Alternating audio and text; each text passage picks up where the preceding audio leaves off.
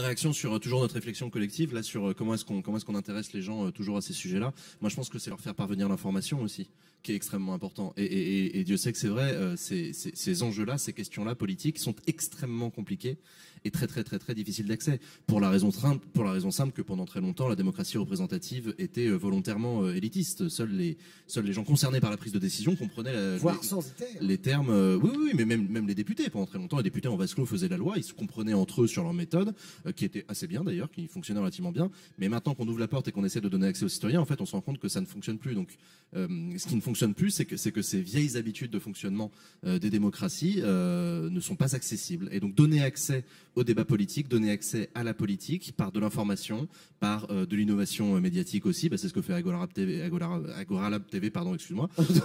C'est un très très bon exemple, tu vois, de mener des débats comme ça sur Facebook Live. C'est l'excellent exemple pour avoir des débats sur des sujets où on pourrait croire qu'on n'a pas son mot à dire, alors qu'en réalité, si, on est aussi expert de ces choses-là.